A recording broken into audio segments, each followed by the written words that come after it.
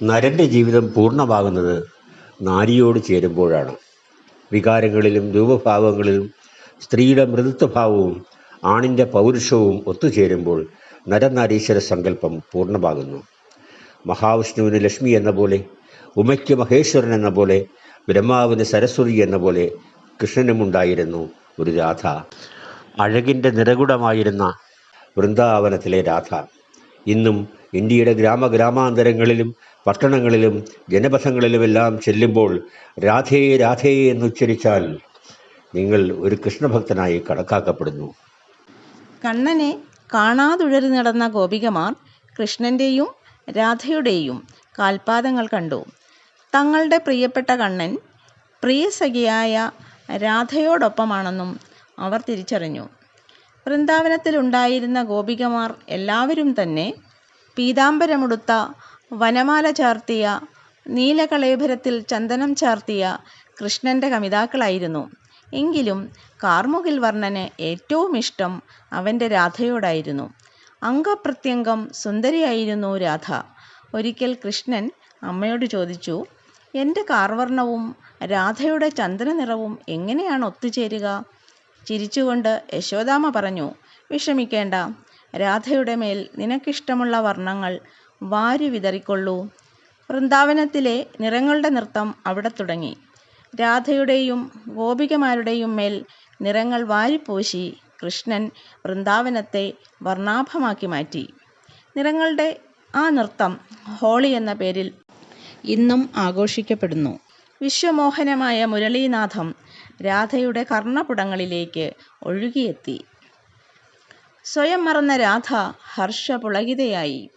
അഗ്നിനാളത്തിലേക്ക് ഓടിയെത്തുന്ന ശലഭം പോലെ അവൾ കൃഷ്ണസവിധത്തിലേക്ക് പാഞ്ഞു.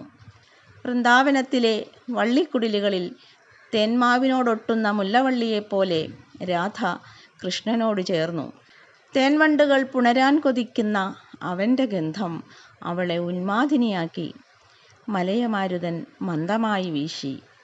വസന്തർത്തുവിൽ കാമദേവൻ്റെ പൂവിളിയിൽ മാന്തളിരിൻ്റെ മാർദ്ധവവും മാമ്പൂവിൻ്റെ സുഗന്ധവും അവർക്കു ചുറ്റും വെള്ളിച്ചാമരം വീശി.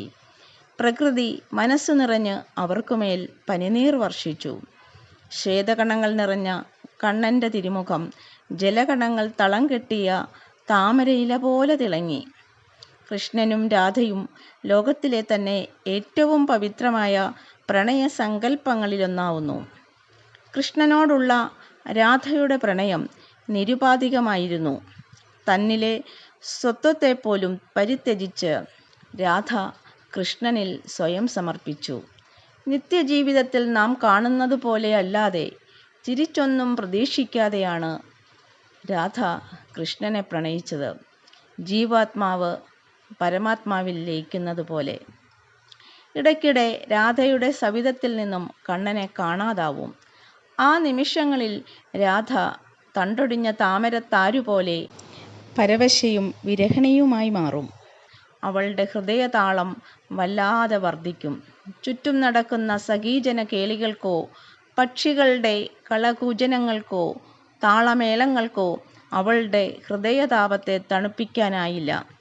വിരഹിണിയായ രാധ ചന്ദനവും താമരത്താരും മലയമാരുതനെയും നിരാകരിച്ചു. കൃഷ്ണൻ്റെ സ്മരണയുയർത്തുന്ന ശോണവർണ്ണത്തിലുള്ള കദംബപുഷ്പം മാത്രം അവൾക്ക് പ്രിയപ്പെട്ടതായിരുന്നു. വിരഹിണിയായ രാധയെപ്പോലെ തന്നെ അവളുടെ സാമീപ്യമില്ലാതെ വരുമ്പോൾ കൃഷ്ണൻ്റെ മനവും ദുഃഖലീനമാകുന്നതായി നാം കാണുന്നു. കൃഷ്ണവൃത്താന്തം രാധയോട് ചൊല്ലുന്ന ഗോപികമാരും രാധയുടെ പാരവശ്യം കൃഷ്ണനെ അറിയിക്കുന്ന സഖിമാരും പ്രണയത്തിൻ്റെ അഭൗമതലങ്ങൾ തീർക്കുന്നു. കാൽപ്പനിക കവിയായ ഒമർ ഖയ്യാം പാടിയതുപോലെ, പനിനീരിനോടൊത്ത പൂനിലാവും 17 പെൺകിടാവും, പാനപാത്രത്തിൽ മുന്തിരിച്ചാറും, പാടാൻ വീണയും മറ്റെന്ത് വേണം. രാസലീല പ്രണയത്തിൻ്റെ മയൂഖ നൃത്തമത്രേ, അനശ്വര കാവ്യമത്രേ.